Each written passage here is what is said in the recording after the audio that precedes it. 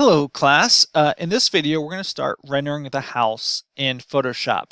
Now the reality is many times when you do something like this you're going to have a 3D model and you're going to export that 3D model, so you're going to have a lot of rendering done. It won't require this much Photoshop work, but again this set of assignments is really about practicing Photoshop for the first time, and maybe you'll need some of these tricks along the way. In fact, we're going to do first is the siding across the house, and it's going to be a couple step process from adding color, and then the trickiest part, but probably the most beneficial, is how to do like the lines for the siding. And so let's focus on that. Now the first thing I'm going to do is I'm going to turn off everything else because I just want a clean image to work on for the building stuff. So I'm just going to come over to my layers. I'm going to click and hold. I'm going to click on the eyeball and hold and pull down. We notice that that's just going to turn off all the other layers, and I just see the building and my guideline nice and easily there.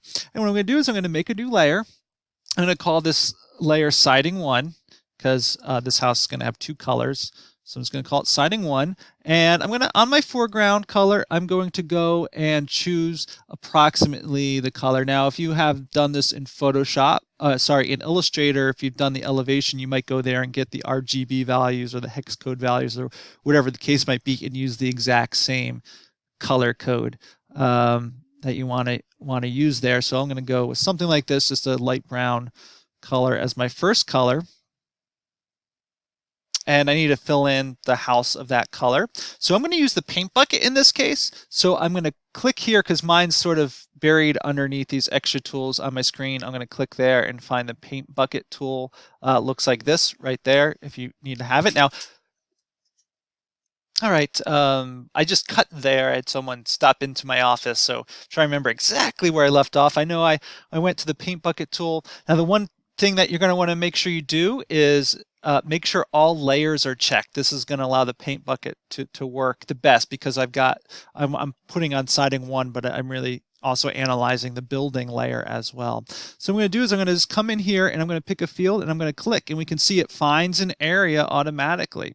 Now, since the shadow is a different color, it doesn't find that. All I have to do is click on there, and now the shadow is filled because of I already originally a couple videos ago set the building layer to multiply. It's making that look like the shadow. So I'm going to go make sure I stay on siding 1. Now I'm going to do this little piece as a different color. So this side over here needs to be filled in as this siding, and that little piece in this drawing also needs to be filled in as siding as well. And in here will also be a different color. So I'll go and make a new layer, and I'll go siding 2, and I'll select siding 2 color, which sort of a deepish red. Can always adjust colors at any time in Photoshop, which is nice. And I'll go and fill this in. I'm going to have to zoom in a little bit just so I can make sure I get this all the way I want to. Just like that. So there's my basic siding colors. Now I still got lots of other things to fill in, like roof edges and beams. And again, you can make new layers, select a color, and just paint bucket those in all the same way. I don't need to show all those steps, but I might show some final version of this later on the video. The tricky part, though, of this video is taking these sidings and making it have the lines for the wood siding pieces in this case. So that'll be a few interesting tricks. What I'm going to do here is I'm going to come down to above siding 1. I'm going to have to do this in a couple steps. And I'm going to select a new layer. I'm going to call this siding 1 lines. Okay. And first I need to set up a pattern. Right. Again, this is definitely not the most efficient way of doing this, but it'll work. Oh, look at this. I see some areas that I need to fill in on my siding. I apologize about that. So I'm going to select the same color. How I do that, I got to use my eyedropper. I get to show my eyedropper tool. So I'm going to click down here because this is where my eyedropper is. Select it, click on the brown, and we'll see that it sets to the background in this case. So I'm just going to reverse the colors to get to foreground. Come here, reselect my paint bucket right there, and select in there, and select in there. I might have other mistakes I'll have to fill in as I go. So anyway, back to siding one lines. Now, so this is a bit out of the way, but it'll work. So what I'm going to do is I'm going to turn off all layers except for my siding one lines. Then what I'm going to do is I'm going to go to black. I'm going to double click on my foreground color, set it to black anywhere along that bottom line. And I'm going to go to paintbrush. And what I'm going to do is I'm going to select a paintbrush that is just the hard round all the way near the top. And it's going to be fairly small, probably smaller than that even. I don't know, I'll try 15. And I'm going to click at the top of my screen. I'm going to hold shift on my keyboard and pull straight down. It's going to make a perfectly vertical line just like this. Now, what I'm going to do is I'm going to go to my marquee tool and I am going to select around that line on either side. You want to make sure that your selection space is about the size of the length that you want each of your pieces of siding. That's variable, so it's up to you, and we'll make some adjustments to this later, but if you can see on my screen, it's just a little bit wider than that line on each side. I'm going to go to Edit and Define Pattern. All right, and so what it does, I'll just keep it pattern 6. I don't usually name it, but we can see it's made this pattern. We'll see what this does here in a second. I'm going to do Control D to deselect. Actually, I'm going to do Control A to select everything. And I'm just going to delete that line. I no longer need it in here. My whole page is selected. What I'm going to do is I'm going to go to Edit, Fill, and you want to go to your contents. You want to select Pattern. Then you want to click this custom pattern here and select the latest one, which is the one we just made, and say OK. And we can see it's filled it with a bunch of lines just going across the screen. All right, now I'm going to turn on my layers on again, okay? So now we have to get this into perspective. This is why I made it a lot bigger. Now, there's a couple ways of doing this. One way of doing it is you could actually use the perspective warp tool. Now, again, I'm having the same issue with my driver. It's not allowing me to use this tool and record at the same time, but there is another way I can do it anyway, the old school way before the perspective warp tool was made.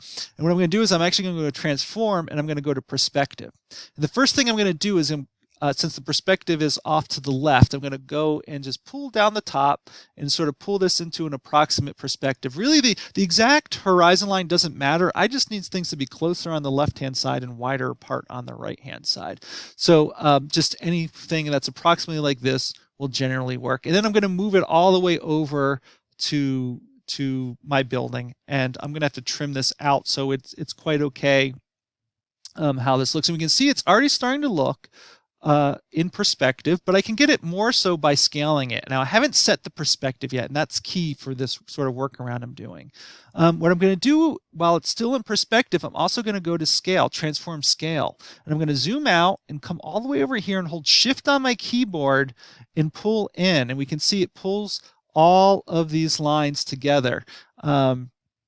And they're closer on the left-hand side and wider on the right-hand side. Now, if you think this is too many pieces of siding, you don't have to push it all the way to the edge. I could come along and say, well, that feels about the size of the siding I want. That's the right scale for me. Wherever you think the scale is, you keep it. Then once it's all set, just double-click to set it, and you can Control D to deselect, and you've got siding that's wider on this side and skinnier on that side, just like it would be in perspective. Of course, now the thing is these siding lines are sticking outside of the zone that we want it to look at.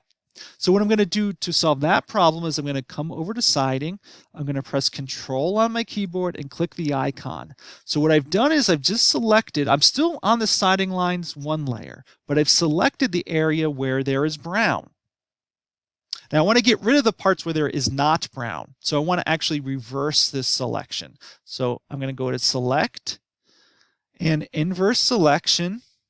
Right there, inverse. And now nothing looks like it really changed except for I know now I've got the opposite. So if I hit delete on my keyboard, what I have is I've deleted everything else except for where there's siding. Now, these black lines are a bit strong right now.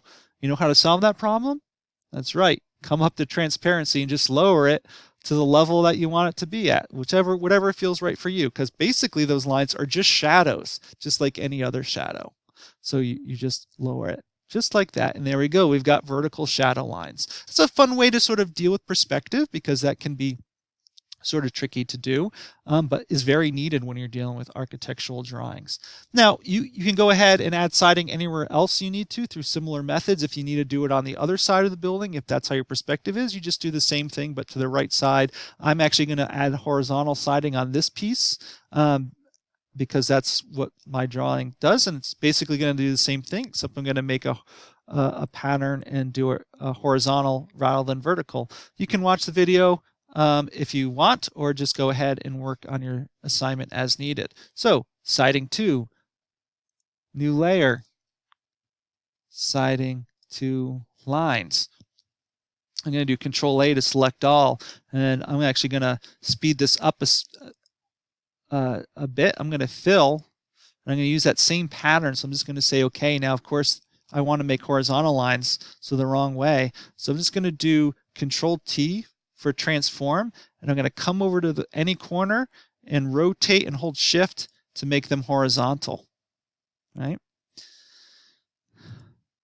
Double click to edit them or set them, and really I need to put them in perspective. So same thing, transform, perspective, zoom out to find the edges of this, and I'm just going to sort of use my clues in my drawing to make it feel like it's in the right perspective line. And in fact, I know where my horizon line is, so I can set the center point of all of these lines right there on my horizon line. So that's looking good in perspective. I can tell because of how this line's hitting the end of that window, but they feel a little big, so I'll go to Edit, Transform, Scale. It'll come up to the top here and hold Shift and just scale it down to make these lines smaller and closer together. Whatever you feel good. Double click to end it, and Control D to deselect. Now what I'll do is I'll come down to siding 2 layer. I'm not going to click on it. I'm just going to hold Control and click on the icon to select the red areas. Go to Select Inverse and hit Delete. And they all get away, and I'm left with those lines. And of course, finally adding some transparency to that just to fade it all back a little bit. Zoom in, we can see I've got some siding there, and I've got some siding there. And actually this piece, I think I don't remember if I added siding to. If I don't want any siding lines there, just edit. I'm going to go to my polygon lasso and select all the way around it, because these lines are only on one layer, and delete it. This is, I think, was paneling, so I can leave it as just a solid fill like that. And there we go, I've added my siding lines. Now what I'm going to do is I'm going to pause the video, just fill in making new layers, some of the rest of this content, just so we can get a little building on here. You don't need to watch it all step by step. It's the same way that I did the colors for the siding. All right, so here's a few more colors filled in, and I just want to make a few notes. First of all, I have a roof color for that area. I filled in the beams, I did the steps and the foundations, and I did the trim around the building. And I think the most important to note is I also have a layer called frames, which is the window frames, and those are just painted white. And I know we're on a white background, but if I didn't paint them white, there'd be see-through. Right, so I actually have to paint the frames white. Now I didn't use paint bucket the whole time. Sometimes I use my polygon lasso, especially around here, and I just filled in these whole areas all in white, so they would be blocked. If I turn on my sky really quick, we can see how they're blocked out there. That's because there is a white layer in these areas here. So I used polygon lasso. I selected that whole area, just filled it white, and it's ready to go. I will show how to do the glass in a later step, and also the other thing that I didn't do, which is going to be a little tricky, we'll see how I do it. I'll do it in another video. Also is the brickwork or the stonework, whatever you want to use for the chimneys and things of that nature. But this is basically applying layer to the buildings and doing the siding using the perspective transform tool. You just use different ways of selecting, different ways of adding color, different ways of transforming things, and you can make the building approximate the materials. So good luck with that, and I'll follow up with another video.